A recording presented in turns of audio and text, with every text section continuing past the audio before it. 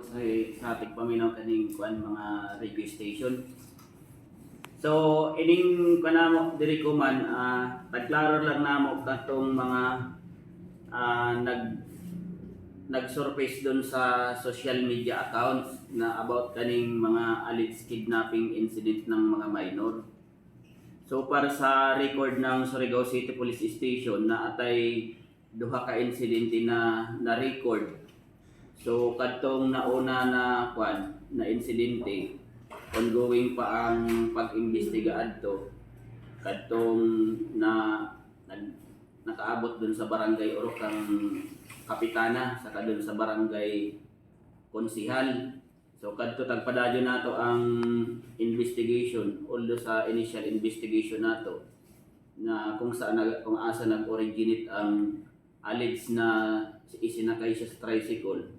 Sabi ko ganit ng previous na mga interview, wala siya dun sa presensya ng tagtudlo niya na lugar sa baba sa waiting shed ng Iglesia ni Cristo.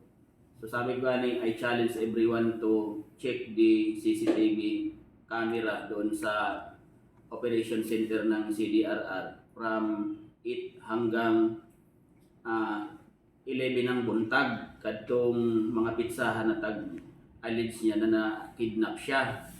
So although may mga tagpakwang pa kami, may mga tag-verify pa kami na mga CCTV footage sa other area kung asa niya tag-alleged.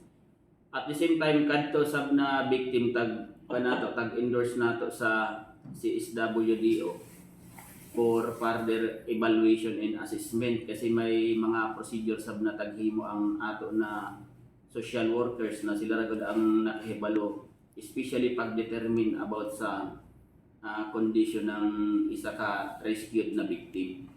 So kadto kahapon may isa sab ka insidente, dili na nato masyado kang kasi minor ba adto na bata.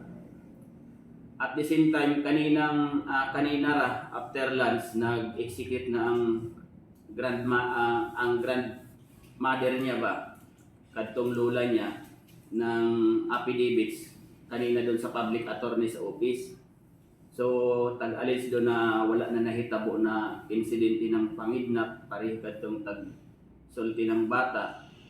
At the same time tag-kwansab doon nangadyo good ng doon sa affidavit niya tagbutang doon sa statement ng grandmother na nangadyo siya ng pasaylo sa katawhan tungod lagi sa alarm and panic na nako sa mga Surigao noon.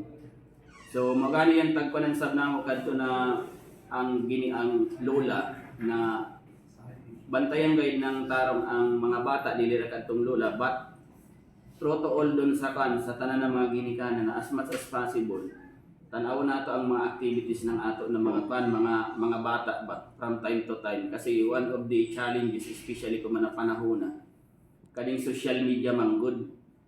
So dali gud ni ma-access dili ra kita ng mga nasa sakto na edad.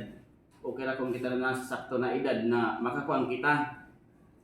Kaya nato mag-analyze, mag-evaluate sa mag-assess about sa mga information na tagpost diha sa social media.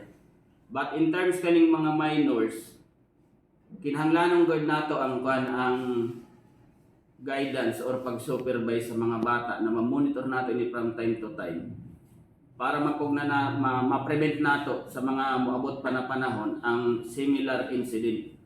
Dili nato gusto na ang bata moabot sa punto na nakabaylit ng balaod tungod sa dili nato properly na monitor ang iya ng mga activity. Sabi ko gani wide outan sa paggamit ng social media. Ang sa ato lamang bilang ginikanan nakahibalo man ta ng mga responsible parents ng kitatanan.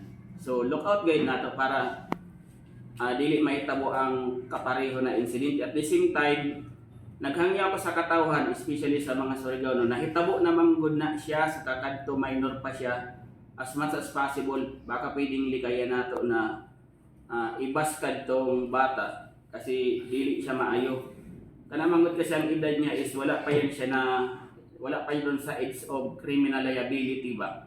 Nakasabot kami niyan, dili sa gipsab ng bata na kasi naka-access manggod siya sa social media. ang social media manggod ang nakatrigger sa iya nganong nabuhat niya ang ingat to. Dili man siya nakasabot niyan na kung buhatin niya dili na siya makasabot kung uno kadako ang impact niyan doon sa community. At the same time, ang panic na makreate niya doon sa mga katawan, especially kaning mga ginikanan pati ang mga bata na naa sa eskwelahan.